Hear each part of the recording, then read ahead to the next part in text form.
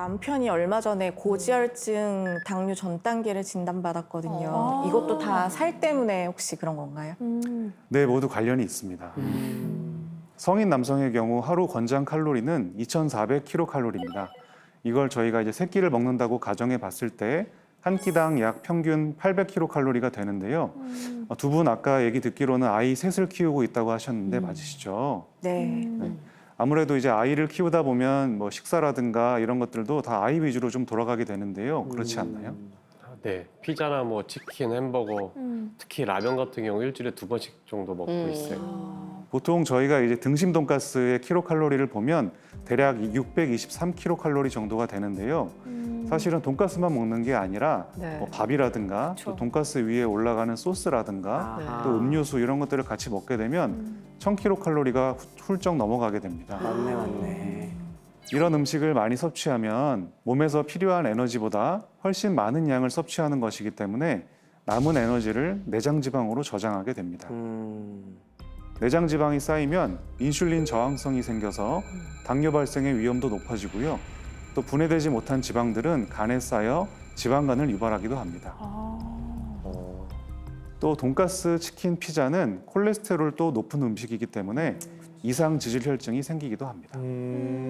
그래서 저는 아침은 안 먹고 점심, 저녁 2끼만 딱 먹고 있거든요. 그래도 한 끼 딱, 예, 양심상. 그래 다이어트 하고 계시는구나. 그러네요. 노력을 하시네요. 와. 사실 많은 분들이 이제 다이어트를 하면은 내가 한 네. 끼를 안 먹고 있기 때문에 다이어트를 열심히 하고 있다라고 생각을 많이 하시는데요. 실제 다이어트를 하실 때에는 세 끼를 다 드시는 것이 좋습니다. 오. 네. 왜냐하면 한 끼를 안 먹게 되면 그 기간 동안은 계속해서 이제 음식이 안 들어오게 되고 그러면 허기가 지고 내가 이제 배고픔을 느낀다는 것을 인지하기 때문에 결국에는 나중에 다시 과식을 하게 됩니다.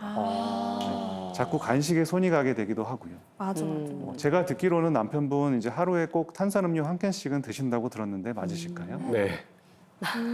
아무래도 이제 탄산 음료 같은 경우는 비교적 쉽게 이제 접근할 수가 있고 간단하게 따라서 마실 수 있기 때문에 그에 비해 칼로리는 높아서 다이어트에 많이 방해가 됩니다. 맞아. 그치. 아침을 드시고 그 탄산음료를 끊으세요.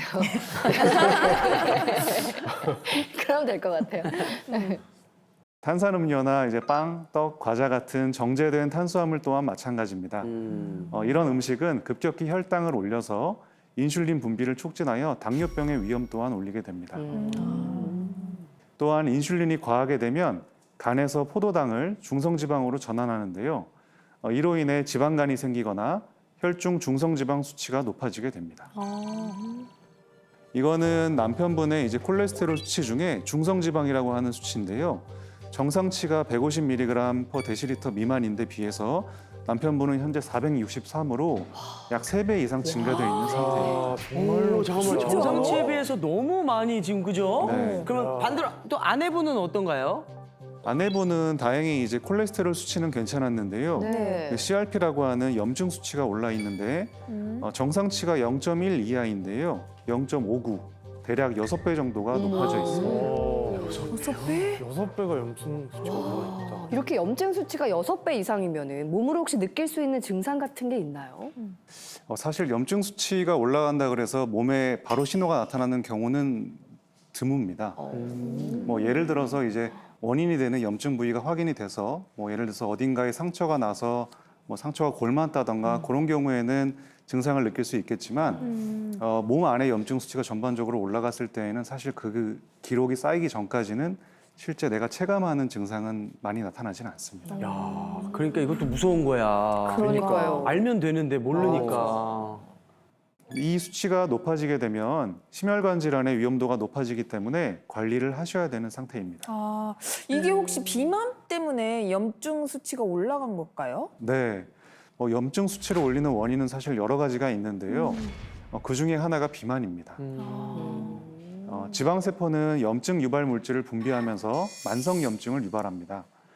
만성 염증이 되면 신진대사를 방해하고 그럼 지방이 다시 축적되고 또 다시 만성 염증을 일으키는 악순환을 일으켜 심혈관 질환을 유발하게 되는 겁니다. 그래서 저는 어떻게든지 살을 빼려고 노력을 하는데 네. 남편이 자꾸 말을 안 들어요. 왜요? 아직 제 몸에 이상이 있다거나 이렇게 느껴본 적이 아직 없어가지고. 네. 아직 느껴본 적이 없어요. 사실 많은 분들이 이제 그렇게 많이 말씀을 해주시는데요. 당뇨, 고혈압, 이상지질 혈증의 전 단계는 혈관에 문제가 생겼다는 얘기고요.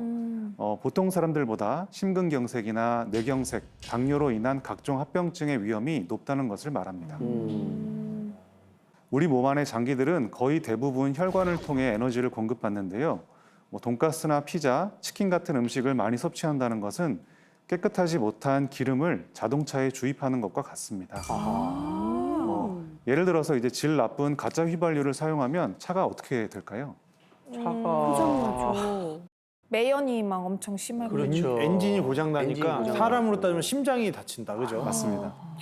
와. 우리 몸 구석구석 나쁜 기름이 돌아다니게 되어서 뇌, 심장, 콩팥, 말초혈관 등의 문제가 생기게 된다는 겁니다. 게다가 또 남편분에게 걱정되는 지방이 있는데요. 그건 바로 이소성 지방입니다. 이소성 지방이요? 이소성?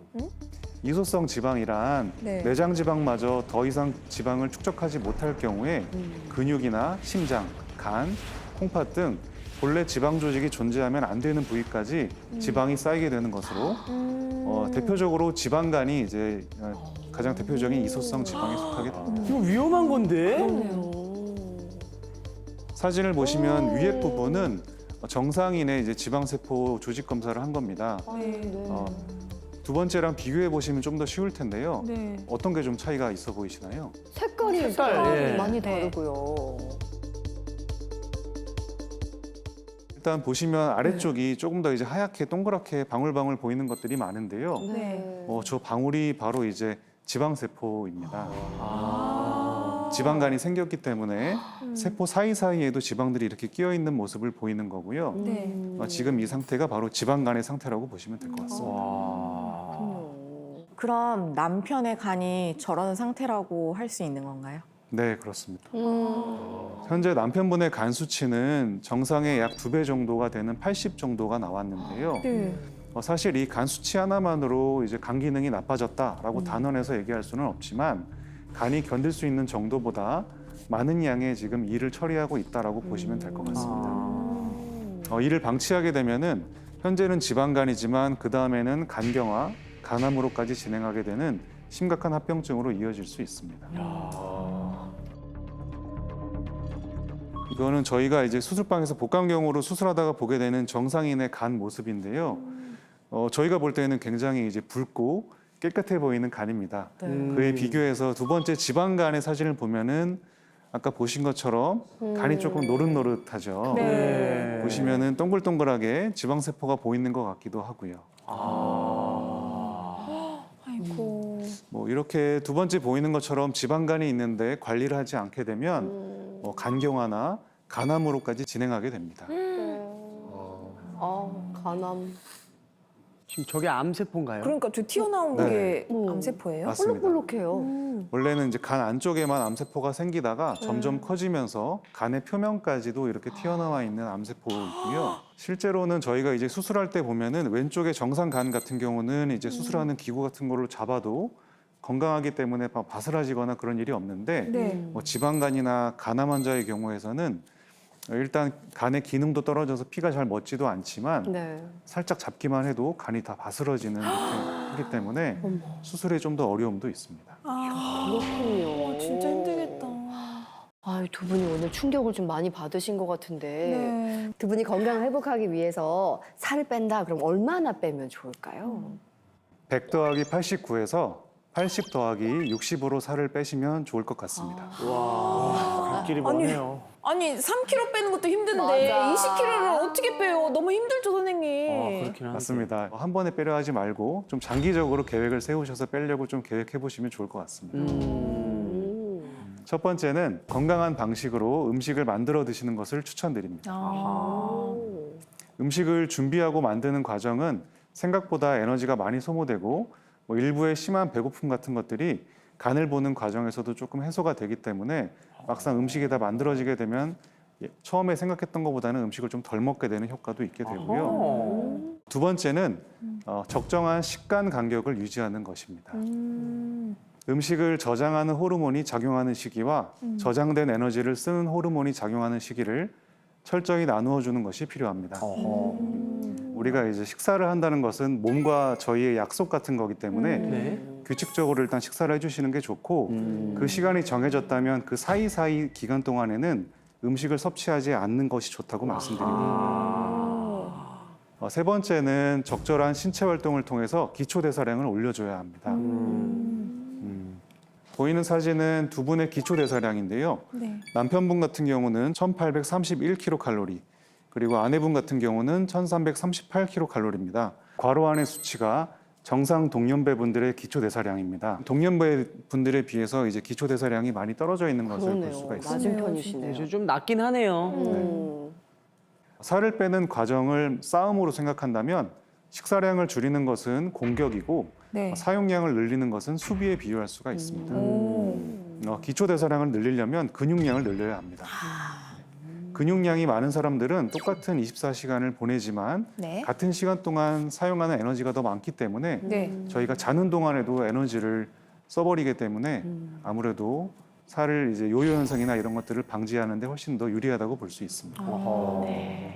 흔히 이제 우리가 다이어트라고 얘기를 하면은 꼭 외형적인 것만 생각을 하는데 네. 사실 그렇지 않습니다. 뭐 좀 장기적으로 뭐 1년, 뭐 1년 반 이렇게 잡아놓고 처음에 조그마한 성공부터 하기 시작하시면은 지속적으로 다이어트를 유지하고 건강한 삶을 유지하는 데 도움이 될 것 같습니다.